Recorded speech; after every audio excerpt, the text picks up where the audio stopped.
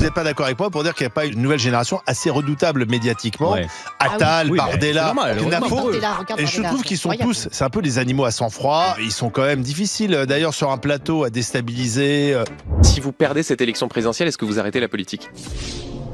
Ça, je sais pas, enfin, je veux dire, c'est quoi ces questions? Là, je me bats pour être candidat. Puis ils ont tous les codes. Si je vous demande le prix du pass Navigo mensuel à Paris.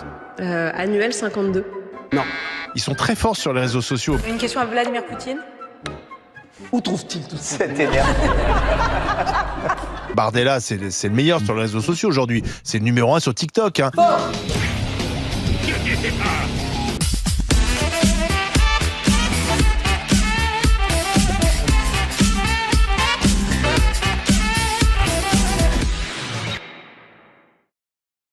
Est-ce que vous pouvez me dire un truc gentil sur Gabriel Attal? Un truc. Il est bien coiffé. Raphaël Glucksmann. Il est bien coiffé. Non mais là je vous fais du Bardella. Hein. Jordan Bardella. Son costard est bien repassé. Non, la question c'est d'abord, que pensez-vous de Mélenchon? Je pense qu'il ferait un très bon président. Toi, je sais que non. Je sais que toi, tu penses pas. Moi, je pense pas, ouais. Toi, tu penses beaucoup à droite, ça on le sait. On t'a vu dans plusieurs villes, on t'a vu. Moi, je t'ai même vu dans ma ville, à Rouen. Je t'ai vu aller cracher sur Rouen, dire qu'il y a des problèmes. À Nantes, pareil. Bien sûr qu'il y a des problèmes. Mais c'est pas de la faute des Arabes, Vincent, tu le sais, normalement. Vous avez dit que vous n'aviez rien contre Master Poulet.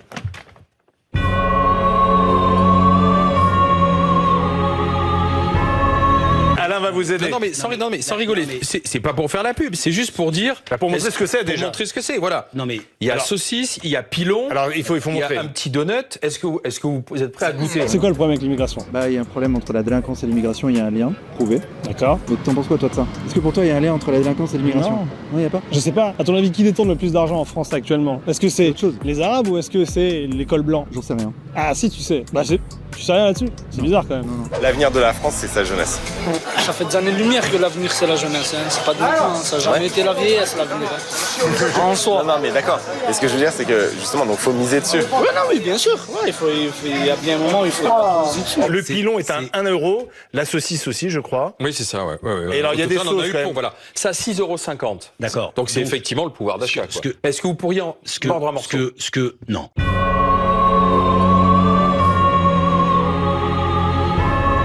Allez, on va y aller alors. Si vous me permettez. Votre parti, la gauche, c'est quoi? Ouais, c'est la gauche. C'est la gauche. Jean-Luc Mélenchon? Non. C'est l'extrême gauche? C'est autre chose. Ça renvoie à quoi? Le pouvoir d'achat, la sécurité alimentaire, le sanitaire. On s'écharpe sur des questions de poulet. Vous parlez de Jean-Luc Mélenchon. Qu'est-ce que vous leur dites ce matin à ces autres candidats de gauche? Parlons-nous. Déjà de venir le 13 juin. Ils sont tous invités? Ils seront tous Même invités. Jean-Luc Mélenchon? Non. Jean-Luc Mélenchon, il n'est pas invité à votre non. C'est une carrière de me dénigrer. Mais je n'en veux pas aux gens qui l'ont fait. Ils se sont suicidés.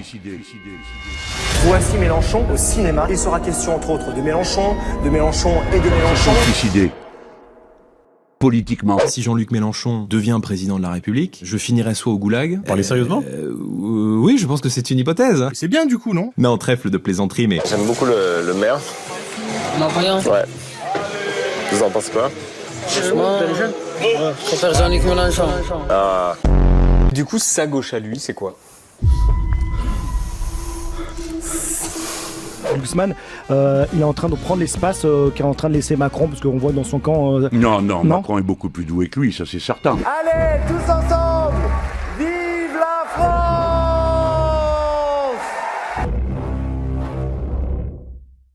Nous sommes en 2026, ça fait 90 ans, et ça... Comment ça se fait? Qui aurait pu prédire?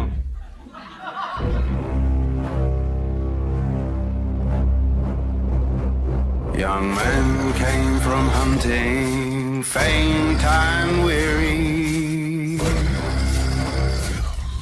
Bright field, bright, the woody nightshade. Peuple de France qui regardez à cette télévision et qui peut-être voyez ce rassemblement, entendez son message. La première force politique de la gauche et du changement, la voici. La primaire est fini.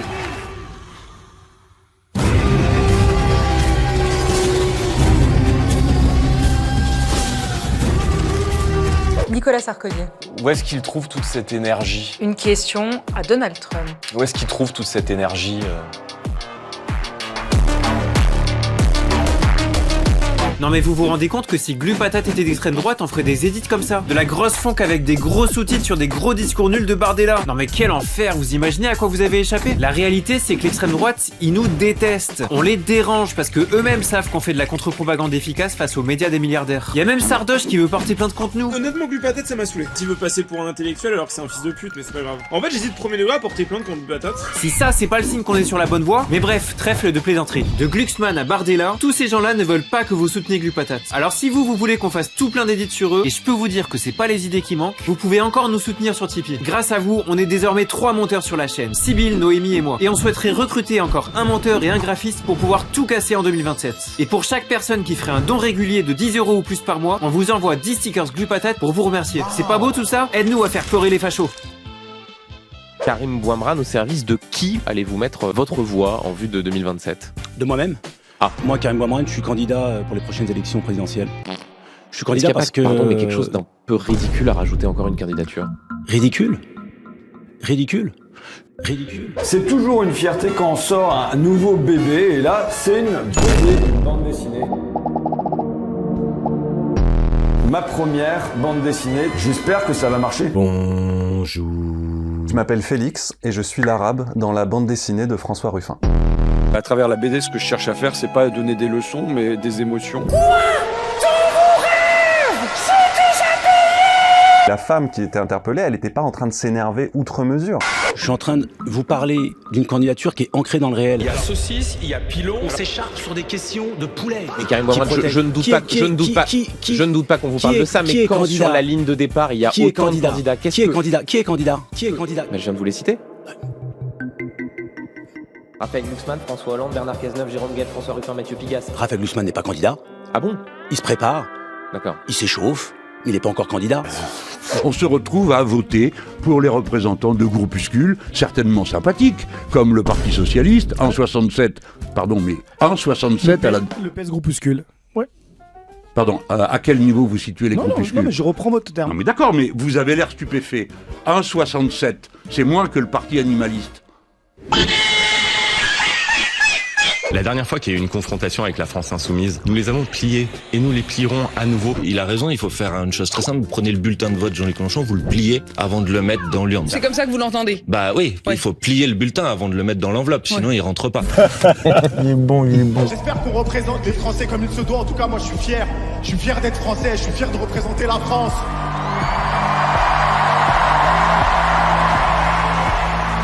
Je suis un jeune français d'origine algérienne, musulman.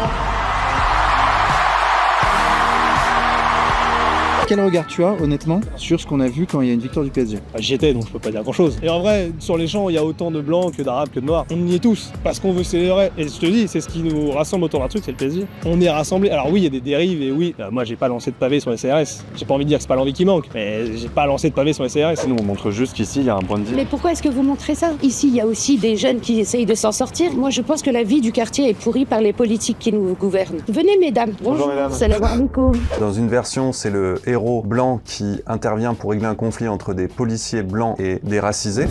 S'il vous plaît, monsieur, vous, respectez la police. Et vous, respectez votre uniforme. Votre rôle est de rétablir l'ordre, pas d'introduire du désordre. C'est pas du tout ce qui s'est passé. Je suis candidat. Je suis la candidate qui fédère. Je suis insalubre. Je pars du principe qu'il y a une France forte, qui est majoritaire. D'accord. Et nous sommes forts. Et nous sommes prêts. Pour ceux qui sont ce matin, ils se disent peut-être que Karim Bouamrane, qui fait ça pour un tour de piste, pour être invité dans les médias. Vous êtes vraiment candidat pour être président de la République? Vous vous imaginez dans le bureau ovale face à Donald Trump? Je m'imagine à péter dans le bureau ovale. Ça veut dire, dans ce train, avec la petite autorité qui est la mienne de député, j'essaye d'arranger les tuyaux. Il dit, bon, attendez, moi je vais payer. Sauf qu'au moment de taper son code, en fait, il se souvient plus de son code. Ça, c'est pas raconté dans la bande dessinée. J'y vais pour gagner. Vous ne passez pas par une primaire. Il y aura un bulletin, quoi qu'il arrive, Karim Bouamrane, en avril 2027. Je ferai tout en sorte qu'il y ait un bulletin Karim Bouamrane et que le bulletin Karim Bouamrane gagne et qu'on ne soit pas résolu à cette espèce de dilemme. On a accepté cette fatalité. Bardella, Mélenchon. Alors, il nous fait une espèce de démonstration de force. À chaque fois, il parle de Jean-Luc Mélenchon. Il n'y a pas grand monde à gauche qui est capable de rassembler autant de gens que lui ne l'a fait dimanche à Saint-Denis. Hein. Nous sommes plus qu'une foule engagée. Nous sommes, par nous-mêmes, par notre ardeur, par notre présence, un message politique. Alors, en votre nom à tous, je dédie notre rassemblement au peuple qui résiste contre un envahisseur. En Ukraine, au Congo, à Cuba, en Iran et au Liban. Vous avez envie de quoi ? Je me donne 3 mois pour sillonner le pays et proposer ce nouveau contrat patriotique. 3 mois pour réunir ma famille politique. C'est une non-information, qu'est-ce que vous voulez que je vous dise ? Moi, si c'est pour dire bonjour, je suis l'invité du journal de 20h, le plus grand journal télévisé de France, le TF1. C'est tellement vrai. Voilà, j'arrive et je tiens à vous dire, mesdames, messieurs, que j'hésite. Je reviens dans 3 mois. On verra dans 3 mois. Est-ce que vous avez des candidatures à gauche qui expriment une détermination, qui expriment une volonté ? On s'échauffe, on dit, on parle de primaire, de la primaire, de la primaire. Je suis prêt, nous sommes prêts. D'accord. J'ai gagné, j'ai gagné, déjà, j'ai gagné, on j'ai peut lui gagné, poser ce genre de questions. j'ai gagné, j'ai regagné, vous n'avez pas encore été Premier ministre. J'ai gagné, j'ai regagné. Est-ce que vous regrettez d'avoir sorti cette bande dessinée ? Je prétends avoir fait mon travail de reporter avec sincérité pour ce qui s'est passé dans le train et de ne pas avoir arrangé, d'accord ? C'est pas les Arabes et les Noirs contre la police blanche, ce qui est montré dans la bande dessinée en fait. C'est pas du tout le cas puisque je ne suis pas arabe. Je suis blanc, j'ai une barbe. C'est tout. Regardez la tête, puisque de cet individu s'est signalé sur les réseaux sociaux. Regardez sa tête. Le monsieur Félix, en l'occurrence, voulait être musulman, porter une barbe comme un musulman, souhaitait se faire appeler Saïd. Mais on comprend que pour les policiers qui étaient présents dans le wagon, comme pour moi, il y a pu y avoir une confusion sur le fait qu'il soit racisé ou non. Je sais que dans ce stade, il y a plein de Français, juifs, musulmans, chrétiens, athées, les gars. Soyez fiers. Les gars, soyez fiers de ce que vous êtes. Soyez fiers de ce que vous êtes. Vous représentez ce que vous êtes, c'est votre identité. N'ayez pas peur. Vous êtes incroyables. La France, on est un pays incroyable. C'est juste la barrière de la langue, mais dans le monde, vous êtes la meilleure communauté. J'ai jamais vu ça. Moi, je trouve, monsieur Bardella, que vous êtes une coquille vide. Vous défendez beaucoup ma communauté, je vais faire le juif de service ce soir. Alors, ma communauté est très réceptive, justement, à ce que vous dites, mais moi, je ne tombe pas dans ce jeu-là. Je ne tombe pas dans ce jeu-là, monsieur Bardella. C'est pas un jeu, ce que subissent nos compatriotes de confession juive. Je ne voterai pas, par exemple, pour quelqu'un qui, à 18 ans, faisait la queue pour prendre une photo avec Jean-Marie Le Pen. Pour quelqu'un qui, en 2023, c'était il y a 2 ans, disait « Je ne pense pas que Jean-Marie Le Pen soit antisémite ». Les juges ont parlé, je ne crois pas que Jean-Marie Le Pen était antisémite. Mais on est revenu sur la bourde, parce que, justement, on a vu que ça avait été une maladresse. Au deuxième tour, nous serons opposés à un fasciste et nous allons le battre et voici pourquoi.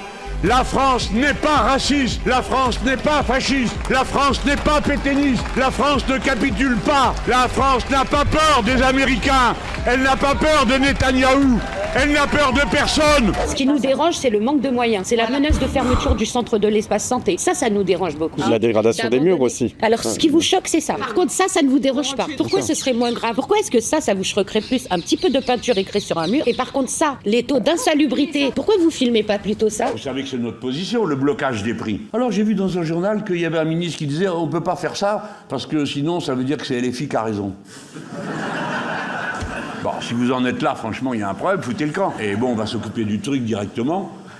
On sait quoi faire. LFI demande un blocage des prix. On est un peu au-dessus des deux. Nous ne sommes pas pour un blocage des prix, et pour une raison très simple, avec laquelle normalement la France Insoumise devrait être d'accord avec moi, c'est qu'un blocage des prix, ça coûte de l'argent public. Bon, oui, on peut se dire qu'on s'en fout, c'est quand même un sujet. Le blocage des prix des produits de première nécessité dans les rayons, est-ce que ce n'est pas démagogique ? Est-ce que c'est bien sérieux ?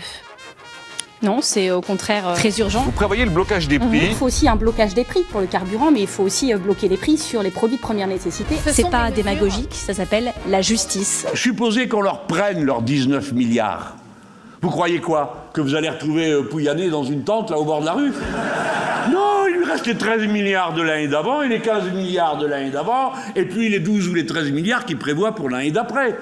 Donc c'est clair, on dit la France est mise en péril, son peuple est mis en péril, tout le monde vient à la rescousse, et vous les premiers, parce que c'est vous qui avez le plus. Voilà, c'est aussi simple que ça. Mélenchon, qu'on soit d'accord ou pas avec lui, il possède aujourd'hui des qualités. D'abord l'expérience, c'est un tribun, un orateur hors pair, qui a une culture générale largement au-dessus de la moyenne, une culture politique, qui est capable de débattre avec n'importe qui à n'importe quel moment, à se confronter aussi à ses adversaires dans sa famille politique à gauche, pour démontrer justement que les autres n'ont pas de programme. Et il va les mettre mal à l'aise du coup. Avancées, il en faudrait dans le logement par exemple. C'est une évidence que nous devrons proposer des choses fortes sur le logement. Comme quoi par exemple? Par exemple, c'est pas ce soir que je vous le dirai, mais je vous donne quand même mon état d'esprit. Quand même, on aimerait bien avoir. On aurait bien voulu, puisqu'on a envie de parler de fond politique. Mais mon état d'esprit, il est le suivant, c'est que vous êtes né riche et vous avez la possibilité, en réalité, de vous loger parce que vous avez quelqu'un qui vous a permis d'hériter d'un logement. Vous ne pouvez pas nous dire ce soir une mesure forte, une croquette sociale que veut réaliser le Parti socialiste? Mais honnêtement, c'est pas que je veuille pas dire, mais c'est simplement, c'est pas, Est-ce que le Parti socialiste plaide pour abaisser l'emprise du capital via des nationalisations?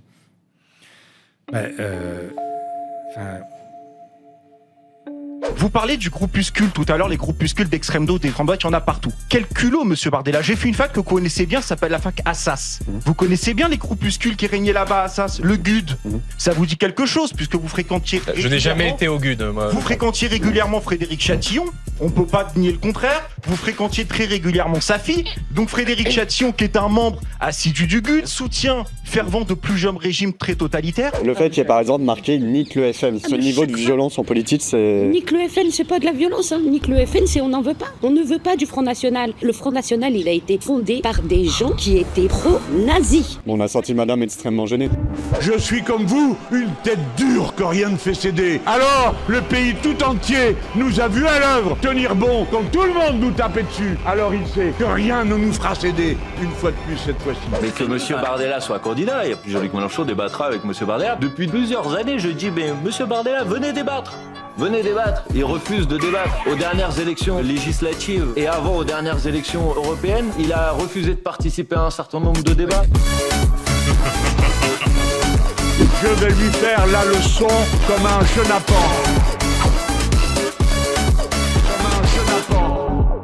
Je dédie notre rassemblement au peuple palestinien invaincu.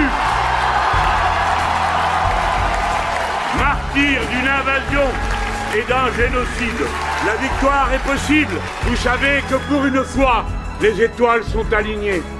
Que pour une fois, sans contestation possible, la première force politique de la gauche et du changement, la voici. La primaire est finie.